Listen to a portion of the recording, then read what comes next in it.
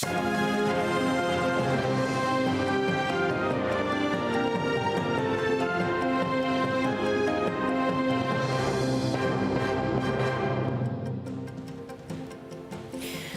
января, вторник, 13 часов в Киеве, 14:00 в Крыму. В эфире «Заман», в студии София Абляева. Добрый день.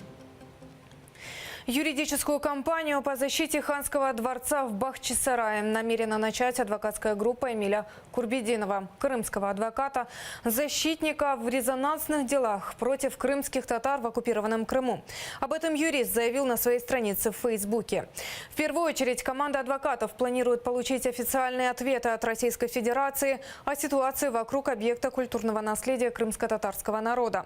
Всех юридических тонкостей будущей кампании по защите дворца адвокат пока не раскрывает. Впрочем, обещает выяснить, куда были вывезены демонтированные строительные материалы, какие фирмы выступили подрядчиками и кто инициировал и согласовал этот демонтаж. Также адвокаты планируют обратиться в ЮНЕСКО с просьбой провести выездную комиссию во дворце. Арест на месяц. Херсонский суд арестовал бывшего министра здравоохранения оккупированного Крыма Петра Михальчевского до 5 февраля. Так называемому экс-чиновнику вменяют государственную измену. По мнению прокуратуры Автономной Республики Крым, он способствовал организации незаконного референдума в Крыму в марте 2014 года. Защита утверждает, что содержание под стражей неуместно. Якобы Михальчевский неоднократно выезжал за границу и возвращался в Украину. А на суд приехал сам с женой и также никуда бежать не собирается. Відносно Михальчевського Петра Семеновича 11.10.1959 року народження підозрюваного вчинення злочин, передбачений частиною 1 статті 111 Кримінального кодексу України, запобіжний захід у вигляді тримання під вартою строком до 5 лютого 2018 року включно. Это решение мы будем обжаловать. Себя виновным я не считаю. Я сюда вернулся домой осознанно. Никаких противоправных действий во вред суверенитету Украины я не проводил. В референдуме участия не принимал, никоим образом его не организовывал.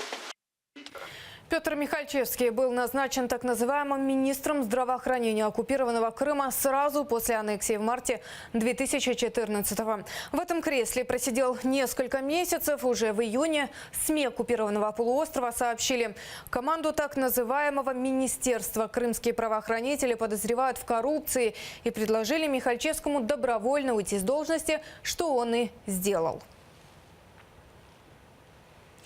Про украинский Крым и прекращение войны в Украине, Грузии и Сирии. Параллельную акцию «Флешмоб» провели в Москве и Чикаго. Десятки людей из России и США призвали Россию деоккупировать Крым и прекратить военные действия. Подробнее далее в сюжете.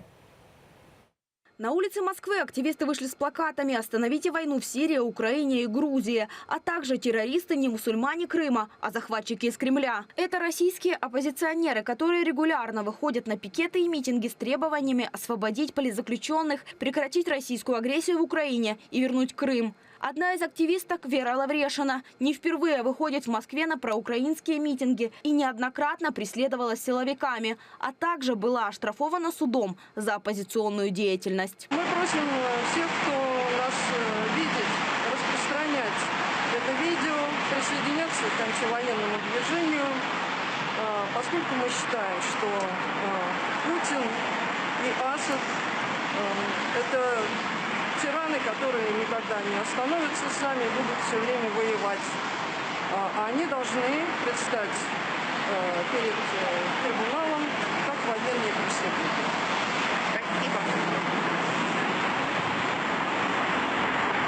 А в Чикаго участники акции выступили с призывом «Россия вон из Крыма», а также с плакатами и требованиями прекратить войну в Сирии. here with our allies using letters. Я тут со своими друзьями из Чикаго. Это второй день гнева из-за Сирии. Я хочу высказать свое возмущение по поводу зверств, которые совершает режим Асада, а также режимы Ирака и России. Они бомбят школы, госпитали и мирных жителей. Это варварство, и я его осуждаю. К акции в Фейсбуке людей призывали сфотографироваться с плакатами «Стоп войне в Сирии» и разместить эти фотографии на своей странице, чтобы привлечь внимание мира. Виктория Облязова, Заман, АТР. Ребенка не пустят в Крым, если в согласии родителей Крым назван Российской Федерацией, сообщают пограничники. По их словам, они иногда фиксируют случаи, когда, например, у матери, которая едет с ребенком в Крым, в согласии отца на выезд ребенка украинский полуостров назван территорией Российской Федерации.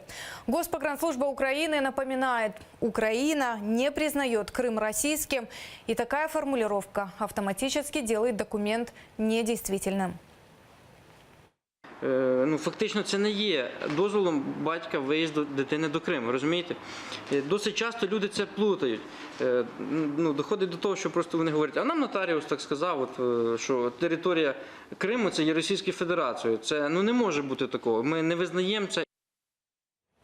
Более 15 тысяч россиян прошли биометрический контроль на границе с Украиной с начала года.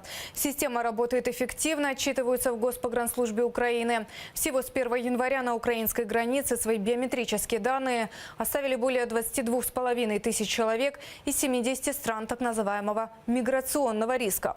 Система работает на 3 контрольных пунктах въезда-выезда на границе со временно оккупированным Крымом и на 157 пунктах пропуска государственной границы. Перемирие не работает. За минувшие сутки 3 украинских военных получили ранения. Они пострадали от вражеских обстрелов из запрещенных 120-миллиметровых минометов. На Луганском направлении, а именно на Светлодарской дуге, бой с применением крупнокалиберных пулеметов и тяжелых минометов продолжался около 4 часов. На Донецком направлении противник применил бронемашины и гранатометы. 2 американских военных самолета совершили масштабную разведывательную операцию над территорией оккупированного Крыма. Об этом сообщает Интерфакс Украина со ссылкой на мониторинговые данные западных авиационных ресурсов. Разведку осуществили морской самолет-разведчик и тяжелый беспилотник. Последний сначала проводил разведку вдоль линии разграничения на Донбассе, затем в течение нескольких часов курсировал вдоль побережья Крыма, начиная от его западной части и до Керченского пролива. Другой патрульный самолет ВМС США «Посейдон» вылетел с авиабазы на Сицилии и был замечен над Севастополем. Россия пока никаких сообщений по этому поводу не дает.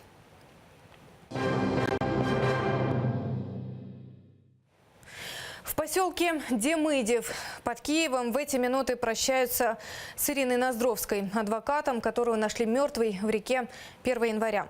У ее дома собрались знакомые и родственники. Они до сих пор не верят в такую смерть односельчанки. Отзываются о ней как об активистке поселка и не верят в быстрое расследование. Я просто в шоці, що так по-звірськи можна вбити за справедливість, розумієте? Мені так важко, і я дуже співчуваю родині, батьку, матері. Батько казав, що погрожували, і Іра казала, і по телевізору показувала, що погрози були часто. Мужчина, которого полиция подозревает в убийстве Ирины Ноздровской, своей вины не признает. Об этом заявил руководитель киевской полиции Вячеслав Аброськин. Ожидается, что через час суд начнет избрание меры пресечения. Ноздровская занималась расследованием гибели родной сестры, которую сбил на автомобиле племянник председателя местного суда. Перед смертью адвокат заявляла об угрозах от семьи виновника этого ДТП. Как сообщил заместитель генерального директора телеканала АТР Айдар Муждабаев со ссылкой на собственные источники, подозреваемым оказался близкий родственник виновника аварии, в которой погибла родственница Ирины Ноздровской. О чистосердечном признании речь не идет. Исключительно благодаря собранному массиву вещевых доказательств мы установили подозреваемого. Во время беседы после задержания я лично общался с человеком, которого мы обоснованно подозреваем в совершении преступления. Человек не раскаивается в совершенном и не собирается раскаиваться.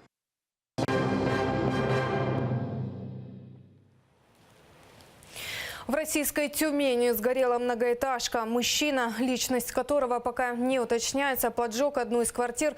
Впоследствии загорелась теплоизоляция, и через несколько минут уже пылало все с 1 по 7 этаж. Один человек погиб. Удалось спасти 24 жителей дома. В целом 160 человек пришлось эвакуировать. Полиция заявила, что задержала мужчину, подозреваемого в поджоге.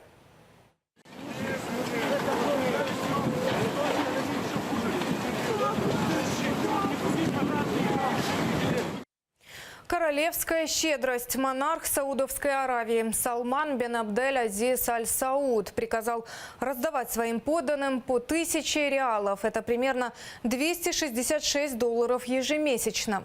Связано это с тем, что жить в королевстве стало дороже, а власть хочет, чтобы этого не почувствовали простые граждане. Доплаты будут получать государственные служащие, пенсионеры и военные. Всего планируют раздать $13 миллиардов. Король Салман одновременно сократил расходы на содержание многочисленной монаршей семьи, чем вызвал там негодование. Открытого протеста не ожидают, поскольку после последних сборов, где семья попыталась оспорить режим жесткой экономии в стране, 11 принцев были задержаны. Экономить король начал 2 года назад, когда начала дорожать нефть, главный наполнитель бюджета Саудовской Аравии.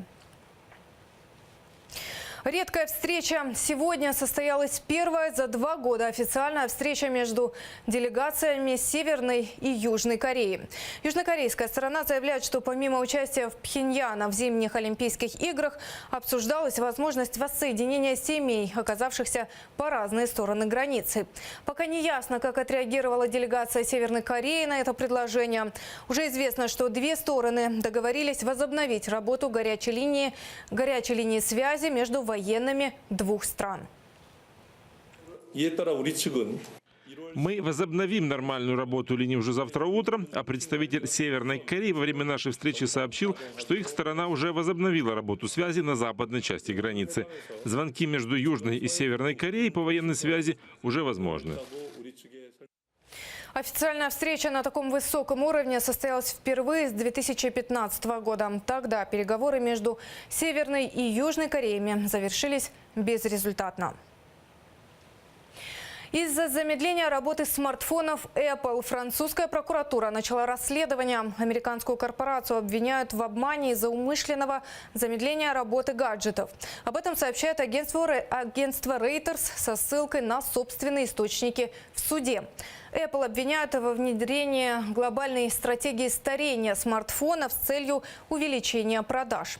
Корпорации предстоит за это ответить, поскольку в США действует закон, который приравнивает такие действия производителей к преступлению.